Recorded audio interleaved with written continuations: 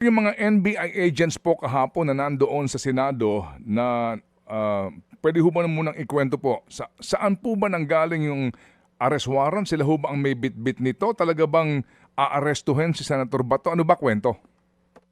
Well, meron po talaga kaming hawak na arrest warrant issued by ICC upon validation po with PCTC, valid po yung warrant. So, i-enforce po talaga namin yung warrant upon proper coordination po with the Senate leadership po and the Senate security. With proper coordination? Apo. Tama po. Apo. Can you, sir, again explain further? Because the good senator is claiming na wala daw po, no? Na, well, inyo ho napanood, no? Yung kanyang mga pagsisigaw. Opo. Yes, sir, go ahead. Yun na nga po, Sir Ted.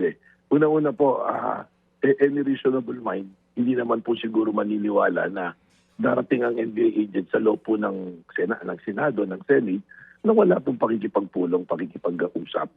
So meron pong pakikipag-usap, may coordination po yan. Kaya po nandoon kami. Kagaya nga po yan, nung natapos na yung session, ako po inimbitahan na pumasok sa loob ng Senado at nakausap ko po ang bagong leadership ng Senado sa pamumuno po ni Senate President Alan Cayetano. At yun po yung naging paliwanagan.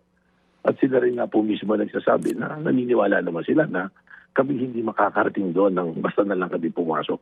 Hindi naman po gano'n na magiging gaway ng ibig. Because of course, even alam namin that we can enforce the warrant na alam namin legitimately kahit saan, kahit po sa loob ng Senado, we have to recognize the sanctity, the respect din that is needed to be given to the Senate po.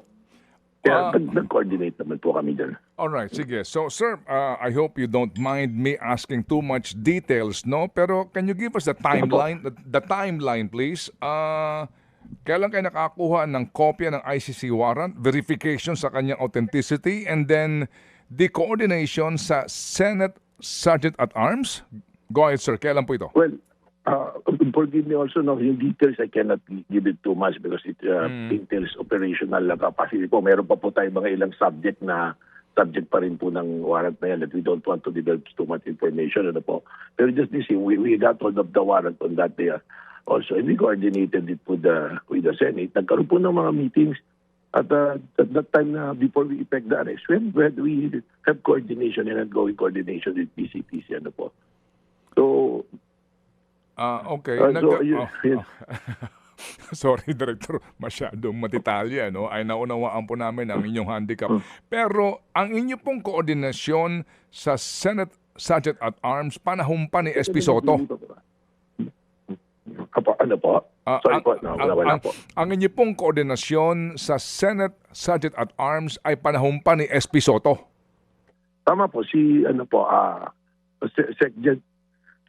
Secgen Rene. Si Secgen Rene po. Sergeant at Arms Rene po. Opo. So, nangyari ito even before the session kahapon? Weekend pa lang ho ba? Alam na nila ito? Well, there is an information po na magkakaroon na ng confirmation sa warrant. So, yung pong warrant, kung mapansin niyo po, November 6 pa po yung date. November 6 pa po yung date ng warrant. So yung lang po, yung proper endorsements lang po yung amin tinitingnan na rin po dito.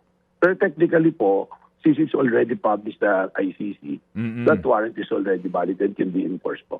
Mga kapatid, patuloy po kayong tumutok sa 105.9 True FM para sa totoong balita, impormasyon, music, and entertainment. Mag-subscribe sa aming YouTube channel at podcast at sundan nyo kami sa Facebook, Instagram, X at TikTok sa True Network PH.